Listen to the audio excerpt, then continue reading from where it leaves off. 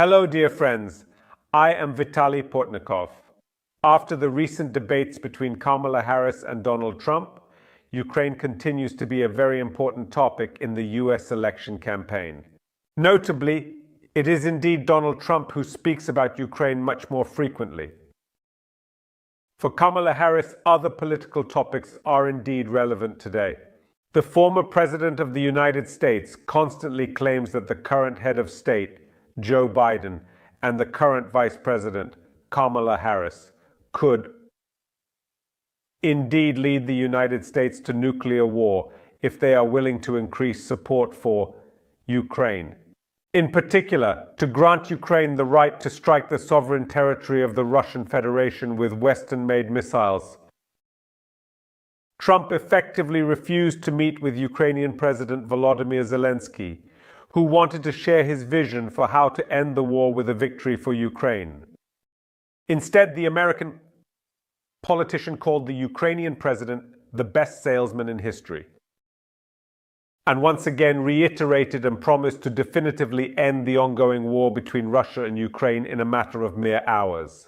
But now, when it comes to ending the war, Donald Trump explains that he understands this term as the possibility of the United States withdrawing from the war. If we outline Trump's plans, it turns out that he would like to negotiate with Russian President Vladimir Putin on how to end the war. And if Vladimir Putin does not agree with his proposals, then to refuse further American involvement in the conflict. Furthermore, and this approach of the former US president to Russia's war against Ukraine closely resembles the approach of the American Republican administration to the war in Vietnam after the signing of the peace agreement. The United States, no longer under President Richard Nixon, who had agreed to the arrangements with North Vietnam, but under his successor Gerald Ford, effectively betrayed South Vietnam, leaving that state to its fate, and agreeing to allow the communist regime of North Vietnam to occupy the territory of the neighboring country. The fate of South Vietnam not only permanently left a stain on the international reputation of the United States, but also led to a significant strengthening of the Soviet Union and other authoritarian regimes, intensifying the confrontation between democracies and dictatorships. I would even say that the history of the fall of South Vietnam still defines the foreign policy of Moscow. In Russia, they are convinced that if the war continues for a long time, and the West remains in the dark about how to swiftly end this war, sooner or later any conflict will end in the victory of dictatorship. And Donald Trump is precisely on this path. But at the same time, he tries to prove that this is not about the willingness to abandon traditional American values and commit a foreign policy betrayal. About the willingness to achieve peace even at the cost of withdrawing support from a country that has been subjected to aggressive attack, which due to this attack lost part of its territory and millions of people forced to leave Ukraine in search of refuge from ongoing military actions and shelling. Donald Trump has effectively set the tone for the anti-Ukrainian statements of his associates. The statement by Speaker of the House of Representatives Mike Johnson, who demanded that the President of Ukraine fire the Ukrainian ambassador to the US, Oksana Markarova, appears to be completely unprecedented. The tone of the public statement chosen by the Speaker of the House of Representatives is completely unacceptable when it comes to communication between the leaders of sovereign states. Johnson communicates with Volodymyr Zelensky with complete confidence, as if he is someone to whom he can give instructions on which diplomat to send to which country. But we again understand that this is specifically about the election campaign, about the Speaker of the House's desire to prove that the Ukrainian leadership is participating in this campaign on the side of the Democratic Party of the United States.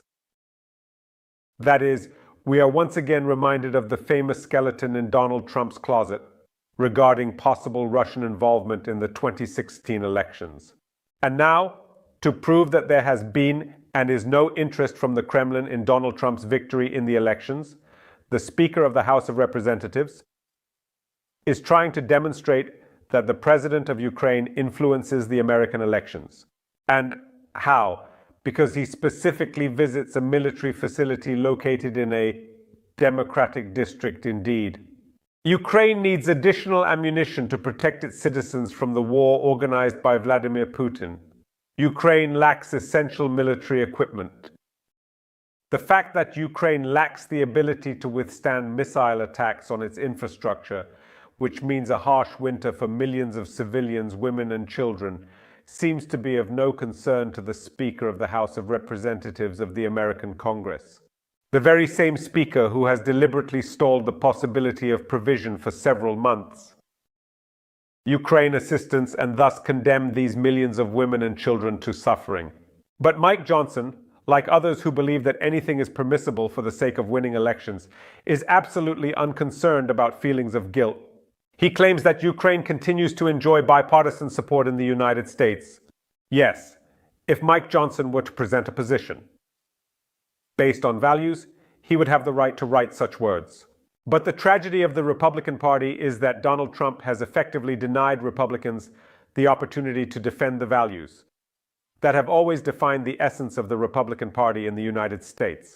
And the people who are trying to build their careers in the shadow of Donald Trump are helping him dismantle these values and ultimately transform the very party and parliamentary machinery of the Republican Party into a club for serving the private interests of the candidate for President of the United States. Thank you, friends. Stay on this channel, subscribe to it, and follow my channels. On Patreon, Buy Me a Coffee, and Donatella, which help develop these resources. Use the sponsorship feature on YouTube itself. Good luck to you.